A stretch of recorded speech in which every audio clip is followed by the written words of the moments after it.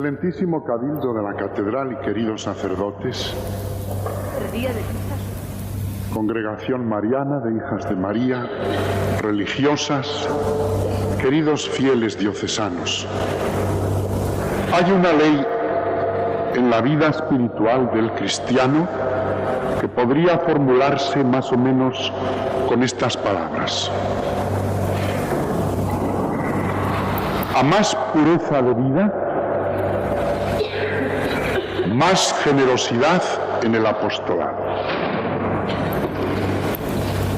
A una vida más libre cada vez de pecado y más llena de gracia, más fecundidad en la acción apostólica, al servicio de Dios, de la Iglesia y de los hombres. Y se comprende que sea así. Porque no hay apostolado cristiano si uno no es apóstol de Dios. Y si no trata de llevar a Dios a las almas. Y para esto se necesita ese conocimiento y amor de Dios de que hablábamos anoche. Cada vez más intenso, más profundo, más asimilado en la conciencia interior de cada uno. No se trata de un conocimiento especializado, técnico, como podría tenerlo un teólogo. Cuanto mejor se tenga, mejor también, para esa vida apostólica. Pero hay un conocimiento de Dios que, partiendo de las verdades fundamentales de la fe, las cuales están al alcance de cada cristiano, consiste sobre todo en haber pensado mucho en él con amor,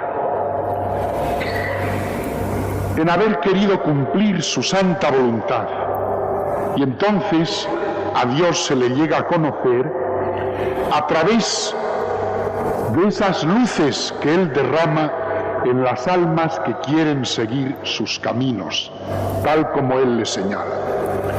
Por eso se da el caso de personas sencillas, tantas y tantas de nuestras madres cristianas, que sin tener especiales conocimientos teológicos, supieron en el seno de sus familias y en los ambientes sociales en que vivieron, supieron ser testigos de Dios y manifestaron su doctrina y su enseñanza a los hombres y dieron ejemplos de vida y contribuyeron, acaso sin pertenecer a organizaciones apostólicas, a la difusión del reino de Dios en este mundo, al mantenimiento de sus valores, al fortalecimiento cada vez más vivo en las conciencias de aquellos a quienes ellas podían llegar, el fortalecimiento cada vez más vivo de las convicciones cristianas. ¿Cuántos hombres y mujeres hemos tenido y tenemos, por dicha nuestra, gracias a Dios, en el seno de nuestra sociedad cristiana española, así, con sus defectos y sus fallos naturalmente, pero llenos en su alma del amor y del santo temor de Dios, que son fundamentos indispensables para el conocimiento de la sabiduría. Y cuanto más libres de pecado y más enamorados de la gracia divina y de los dones que con la gracia se nos dan, el alma transparenta mejor la vida de Dios, la refleja, y entonces su apostolado es más eficaz. Es explicable que sea así. En este conocimiento y amor de Dios, cuanto más se profundiza, más el alma se enamora y viene a vivir la misma vida de Dios. Y entonces, al hablar, al convivir con los demás, al trabajar en el sector profesional que cada uno tenga, donde quiera que esté, ese hombre, esa mujer, son testigos y apóstoles. A una vida cada vez más pura, un apostolado cada vez más eficaz. A una vida de gracia cada vez más intensa, una generosidad apostólica cada vez más entregada a Dios y más fecunda al servicio de la Iglesia y de los hombres. Porque lo que no podemos admitir es esta dicotomía que se quiere establecer muchas veces. Cuando se habla de no hay que vivir pendientes de esos ideales de al servicio de Dios y de la Iglesia, porque eso nos impide estar al servicio de los hombres. Separar por un lado el servicio de la Iglesia como reino de Dios en este mundo y el servicio a los hombres como si fuera incompatible con ella, o como si dificultase el amor a la Iglesia, las exigencias del amor a los hombres. Separar esos dos amores no es cristiano. No se realiza cuando se separan el apostolado cristiano. He ahí por qué en la Santísima Virgen María, cuando meditamos en este misterio de su vida, el de su concepción inmaculada, llegamos a comprender, cuanto más meditamos en él, la limpia transparencia de aquella vida al servicio de Dios, de la Iglesia y de los hombres. Exenta de todo pecado, no careció nunca de la libertad interior que convierte en meritorios los actos humanos. La Virgen María fue libre. Tampoco estuvo privada de las dificultades que ofrece la vida mientras tenemos que caminar por este mundo. Sufrimientos de parte de los hombres, planes de Dios inescrutables, providencia del Señor hacia ella, que aunque la iluminase desde el principio con luz suficiente para que su amor no se extinguiera nunca, requería graduales y sucesivas iluminaciones para que ella fuera comprendiendo, siempre con el mérito de su respuesta abnegada y generosa, el proceso de aquel plan a que el misterio de Dios la había sometido. En María, libre de todo pecado, brilla con fulgores singulares la entrega generosa a Dios.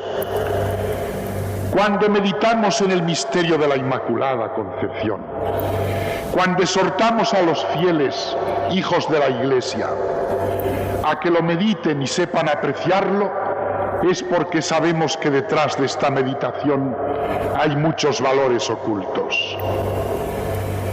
En el cristiano que se entrega a esta meditación y a este amor a la Virgen Inmaculada, puede emprender más fácilmente que en otros los estímulos para el bien, para apartarse de las ocasiones del pecado, para vencer con más generosidad las tentaciones de toda índole a que cada uno está expuesto, y sobre todo para tratar en serio con Dios y dar respuestas generosas en el silencio interior de las almas.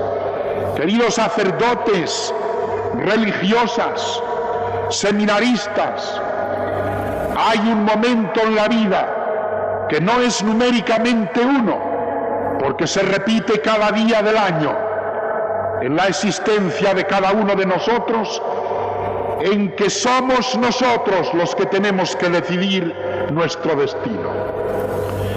Ahí es donde se forjan los hombres cristianos, en ese silencio interior capaz de dar respuestas generosas, sin necesidad de muchas reuniones tan frecuentemente ineficaces, sin necesidad de tantas lecturas con frecuencia desorientadoras, sin necesidad de tantos coloquios con los cuales fácilmente perdemos el tiempo.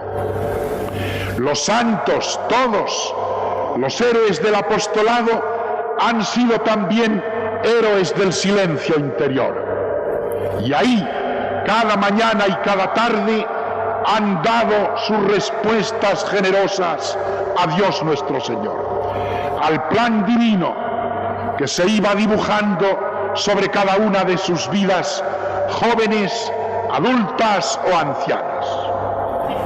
Muchachos del seminario, novicios y novicias de las órdenes religiosas, sacerdotes ya, o bien miembros de esas congregaciones una vez que han profesado y han hecho sus votos.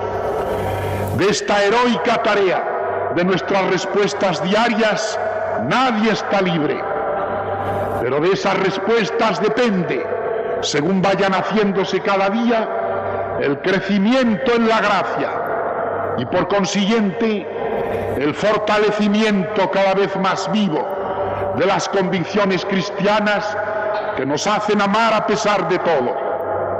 ¿Y cuánto se encierra en esta frase que parece dicha así únicamente como complemento gramatical de la expresión? A pesar de todo, vosotros sabéis lo que se encierra en ese todo. Hay que seguir amando a Dios, hay que seguir cumpliendo su voluntad divina, hay que obedecer los mandatos de la Iglesia Santa, y todo ello con amor, con sentido humilde, con fe generosa, con una convicción honda de que la providencia de Dios guía nuestros pasos y anda por el medio.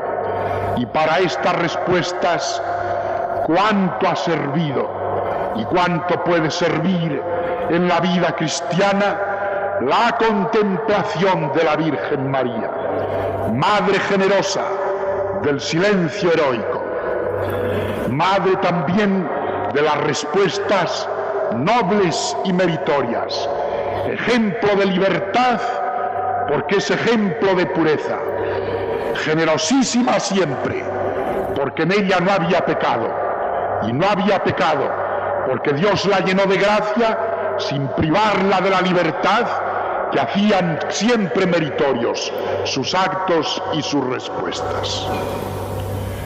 Reducir la devoción a María en este misterio de la Inmaculada Concepción a un sentimentalismo noble y brillante, no inútil por supuesto, pero solamente con esa dimensión es desconocer las profundidades que se encierran en ese misterio tal como Dios ha querido que apareciera en la vida de aquella criatura privilegiada.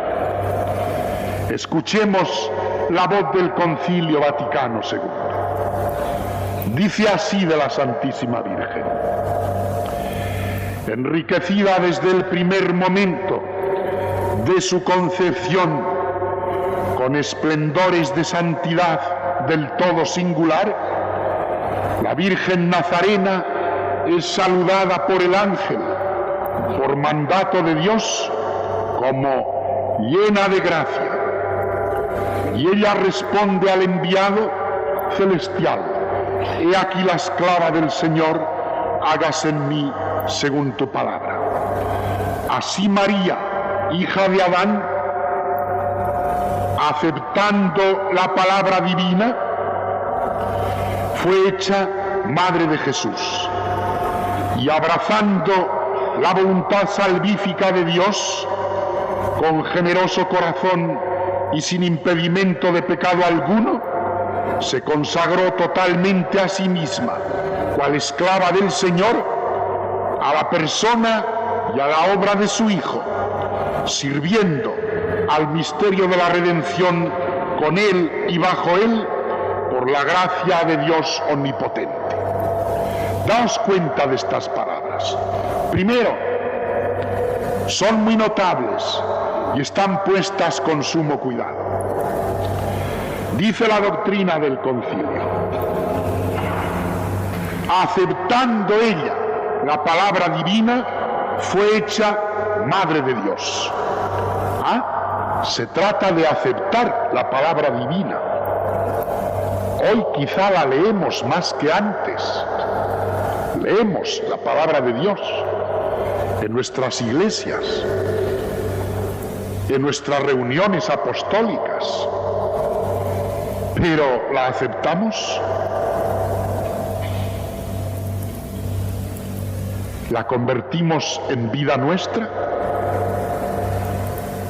Porque no basta leerla, ni conocerla, hay que aceptarla, y aún más, porque sigue diciendo el concilio: al aceptar esa palabra, fue hecha Madre de Dios. Pero detrás de la palabra de Dios hay siempre un mandato, una exigencia, una invitación. ¿Y qué hizo la Santísima Virgen? Abrazando la voluntad salvífica de Dios con generoso corazón, de manera que acepta la palabra y abraza la voluntad, pero que es una voluntad encaminada al bien de los hombres, porque es voluntad salvífica, voluntad de salvación para con todos los hombres. De manera que desde el primer instante está aquí brillando en María la generosidad de la aceptación, el pensamiento hacia los demás, hacia los planes de Dios que buscan la salvación de todos. Es un alma generosa. ¿De dónde le viene esta generosidad tan fuertemente manifestada y tan llena de amplitud? Sino de que es un alma libre de todo pecado. Acepta la palabra de Dios, entiende lo que de ella puede entender y abraza la voluntad salvífica. Y entonces, ¿qué hace? No se detiene ahí. Un tercer paso que señala el concilio: se consagra totalmente a sí misma, cual esclava del Señor, a la persona y a la obra de su Hijo, sirviendo al misterio de la redención, con Él y bajo Él, por la gracia de Dios omnipotente. Se consagra totalmente, consagra su vida, todas sus potencias, todo su ser. En adelante recibirá al niño que nacerá de su seno, cuidará de él, guardará las cosas secretas en su corazón, asistirá al extraño proceso de una vida que se prolonga en un silencio incomprensible, le acompañará en la vida pública, estará junto a la cruz, esperará la resurrección y unida con los apóstoles recibirá el Espíritu Santo en Pentecostés. Será madre de la Iglesia. Ha aceptado la palabra de Dios. Se ha abrazado a la voluntad divina que late dentro de esas palabras. Se ha consagrado totalmente a ese misterio de salvación de los hombres, el de la redención, con Él y bajo Él. Ley de la vida cristiana. Hay una proporción entre la pureza de vida y la intensidad de un apostolado generoso, si ha de ser un apostolado auténticamente cristiano. ¿Cuántos saben de esto? Esas madres de familia que antes aludía, esos muchachos y muchachas jóvenes que nunca han faltado, capaces de sonreír a la vida igual que los demás, pero que han defendido las virtudes que aprendieron de niños frente a las invitaciones del pecado, de la índole que fuera. Esos sacerdotes religiosos y religiosas que han continuado día tras día, extraños muchas veces a los ojos del mundo, pero pertenecientes a lo más íntimo de la familia de Dios, y que en sus tareas abnegadas, unas veces incomprendidos, otras perseguidos, pocas estimulados y amados, han permanecido fieles. ¿Cuántos saben de esta ley y cómo han podido comprender ellos que gracias a esta aceptación de la palabra divina y a esa consagración total de sí mismos han sabido dar respuestas generosas también? Me viene a la memoria, y con esto termino, el ejemplo que nos ha dado un héroe reciente del cristianismo, en el cual brillaron a la vez estas dos luces: el amor a María Inmaculada y un apostolado generoso en el mundo moderno. Nadie podrá decir de él que este hombre no fue un héroe. Estoy refiriéndome a ese franciscano que el año pasado fue beatificado por el Papa Pablo VI, el beato Maximiliano Kolbe, el que entregó su vida en un campo de concentración nazi durante la Guerra Mundial última para salvar la de aquel hombre que había sido condenado a muerte. En aquel momento trágico en que este hombre condenado prorrumpe en llanto y en gemidos al pensar en su mujer y en sus hijos, Maximiliano Kolbe, que estaba allí en la lista de los que iban a ser diezmados, se adelanta y da un paso para decir que él, aunque no ha sido marcado para entonces con la muerte, se ofrece a sustituir a aquella víctima. Y así fue aceptado y murió en la cámara de gas, agonizando durante 5 o 6 días, durante los cuales de sus labios lo único que fue saliendo eran canciones de amor a María y a la patria, con las cuales iba reanimando hasta donde era posible a aquellos que agonizaban junto a él. Este hombre estudiaba en Roma en el año 1917 en la Universidad Gregoriana. Era entonces también época de la Primera Guerra Mundial, años de odio, de hambre y de destrucción, y se reúne con 7 jóvenes y forma con ellos el propósito de crear la milicia de la Inmaculada, con una divisa: vencer el mal con el bien, según la teología paulina. Y empezó después su obra. Nadie podía sospechar hasta dónde habría de desarrollarla aquel que parecía siempre ensimismado en la contemplación de María. Ha sido llamado el Caballero de la Inmaculada.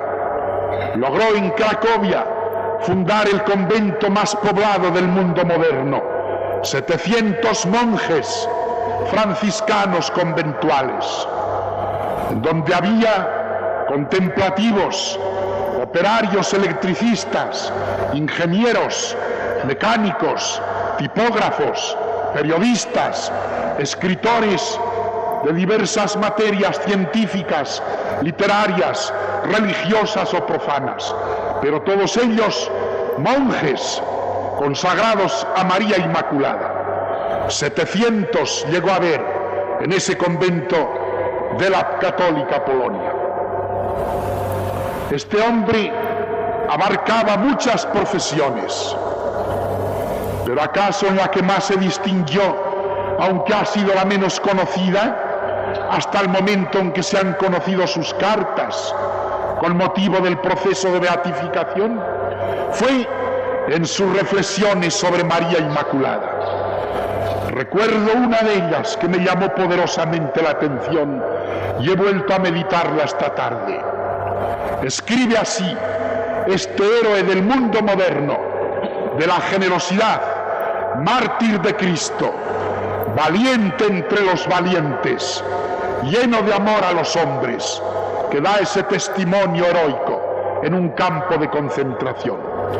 En una de sus meditaciones escribe estas palabras, que son de las que podríamos calificar más santamente atrevidas en la mariología católica, pero que no son indignas de un teólogo que sabe meditar en los dones de Dios tal como en María se manifestaron.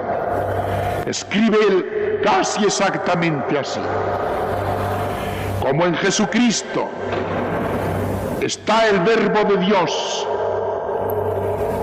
así también en María Santísima está el Espíritu Santo, con esta diferencia: en Jesús aparece el Verbo de Dios con su naturaleza divina y humana, mas solamente hay una naturaleza humana. Ahora bien, estoy diciendo, de la misma manera que en Jesucristo aparecen la persona y la naturaleza de Dios y solamente la naturaleza humana, así podemos pensar que el Espíritu Santo habita en María, pero con esta diferencia: María conserva su naturaleza y su persona humana. El Espíritu Santo, habitando en ella, se mantiene con su persona y su naturaleza divina. Pues bien, de la misma manera que por un misterio adorable y único se produce en Jesucristo la unión hipostática, en María se produce no una unión hipostática, sino una unión inefable y singular, hasta tal punto que porque el Espíritu Santo habita en ella y la hace llena de gracia, podemos adorar al Espíritu Santo en ella cuando a ella la veneramos. No hay ninguna exageración en esto, si se medita bien, porque el venerar a María como llena de gracia es venerar un fruto vivo del Espíritu Santo. No se concibe a María en su plenitud de gracia, tal como se desarrolla en este mundo, sino porque en ella y con ella está el Espíritu Santo, y así completa él su reflexión. Entonces se produce este fenómeno: la gracia nos viene del Padre, nos viene a nosotros a través del Espíritu Santo, por medio de Cristo. Pero los frutos de la gracia, los que ofrecemos nosotros como criaturas libres, vuelven al Padre a través del Hijo, del Espíritu Santo y de María Santísima como cooperadora en la redención, cumpliéndose así dentro de este misterio la ley que se da en las ciencias naturales, de la acción y de la reacción. Por eso termina: María puede señalarse como el punto geométrico del apostolado. La frase es profundísima, pero es exacta. El punto geométrico en una criatura humana. ¿Por qué? Porque aparece hasta el grado máximo en que puede aparecer la acción del Espíritu Santo, que con sus dones nos mueve a cooperar en la redención, y aparece por parte de ella, por estar libre de pecado, la respuesta más generosa que una criatura humana puede dar. Estas meditaciones no eran inútiles para él. Anoche nos preguntábamos aquí qué utilidad podía tener el que hablemos de María Inmaculada. Estas meditaciones no eran inútiles para el beato Maximiliano Kolbe. Con ellas alimentó su vida y realizó un apostolado inmenso, particularmente en Polonia y en Japón. Más tarde selló el apostolado con su martirio, siendo hasta el último momento el caballero fiel de la Inmaculada, que con su vida sobrenatural dio ejemplo también de cómo se sabe amar a los hombres. ¿Cuánto tenemos que imitar estos ejemplos y predicarlos a la juventud de hoy y ofrecerlos a las familias cristianas para que sigan viendo que tiene actualidad perenne el amor a María Inmaculada? Cuando decimos, libraos de las tentaciones del pecado, apartaos del mal, no es solamente repetir, no es solo repetir un precepto de la ley de Dios, es que hay algo más hondo detrás. En cada pecado se destruye una posibilidad. Y cuando los pecados aumentan en una vida, la gracia desaparece y aquella criatura que estaba llamada a ser hijo de Dios y a derramar en el mundo los fulgores que tenían que brotar de esa condición divina, se apaga y se marchita como una planta que muere en nuestros jardines. Después pueden caminar por el mundo tantos hombres y mujeres brillando con la luz efímera de sus gracias naturales, pero qué poco sirven esos encantos. El mundo siempre los encontrará, pero de lo que tiene necesidad el mundo es, más todavía que de esas gracias naturales, de la gracia de Dios, de los dones del Espíritu Santo que nos hacen fieles, generosos, dispuestos a estar amándole a Él siempre, a la Iglesia y a los hombres.